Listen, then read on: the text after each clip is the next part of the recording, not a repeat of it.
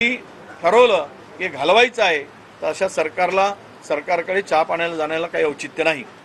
शक्तीपीठ महामार्गाच्या संदर्भात आम्ही मागणी केली की सरकारला आम्ही इशारा देतो की पर्यावरण आणि शेतजमिनीचा होणारा जो विध्वंस आहे हे शक्तीपीठ महामार्ग जे सरकारने केलेला आहे तो तातडीने रद्द करावा आणि हे पैसे त्या मार्गावर असणाऱ्या जे काही श्रद्धास्थान आहेत, जे काही मंदिर आहेत,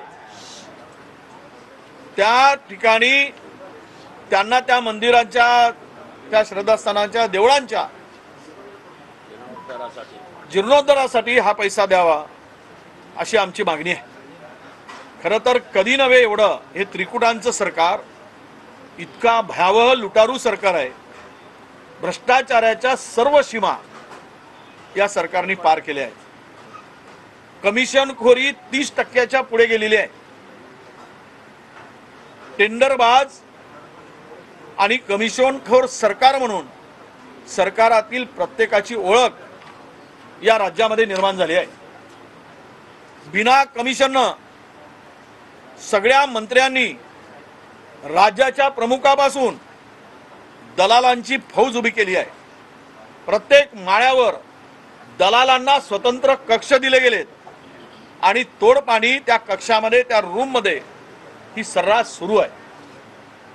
त्यामध्ये स्मार्ट मीटर पासून जो मीटर ज्या आमच्याकडे अधिकृत बिल आहे 2900 रुपयात मिळतो, इन्स्टॉल करायसाठी फक्त 350 रुपये लागतात।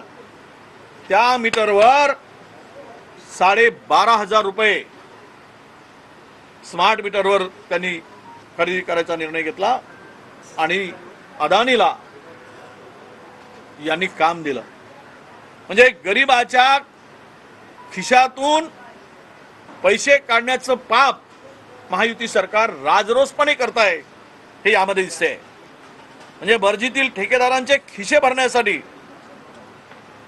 10,000 कोटीचा रुग्णवाहिकेचा टेंडर काढला, ज्याची किंमत 3,000 कोटीच्या पलीकडे असू शकत नाही। हा मुद्दा आम्ही घेऊच, पण किती लूट असावी। स्मार्ट मीटर या 10,000 कोटीच्या रुग्णवाहिका खरेदीचा टेंडर, हे टेंडर सुमित स्पेन मधील SSG आणि BVG कंपनीला देण्यात आलाय आणि आचारसंहिता लागू होण्याच्या काही तास आधी हे टेंडर या वर्क ऑर्डर सुद्धा देऊन टाकली आहे। असे किती विषय आहेत। लाखो कोटींच्या निविदा काढल्या। त्यामध्ये मुंबई महानगरपालिकेला उरबडण्याचं काम झालंय। ठेवी 12,000 कोटींनी कमी झाल्यात, ती लुटण्याचं काम मोठ्या प्रमाणात सुरू आहे। पिंपरी चिंचवड महापालिकेतील TDR आपण वाटपात झालेला नियमबाह्य जो काही काम आहे त्याच्यावर आम्ही प्रकाश टाकला होता। नामुष्की झाली मुख्यमंत्र्यांची, त्यांनी तो देवळाली TDR घोटाळ्याचा निर्णय, नियमच बदलवण्याची पाळी त्यांच्यावर आली आणि त्याची किंमत कमी करावी लागली। हे आमचं यश आम्ही समजतो। आदिवासी आश्रमशाळातील विद्यार्थ्यांना 24-25 मध्ये शैक्षणिक वर्षासाठी वया, लेखन साहित्य, प्रयोगशाळा, साहित्य खरेदी यामध्ये जे काही खर्च केला गेला आहे, 300 रुपयाचा ड्रेस मागील वर्षीपर्यंत पुरवठा होत होता 360 रुपये, 370 रुपये। या वर्षी एका कंपनीला काम देऊन 1170 रुपयामध्ये तो ड्रेस पुरवठा करण्याचं काम झालं। म्हणजे लुटारूची हद झाली, लुटण्याची हद झाली। एखाद्या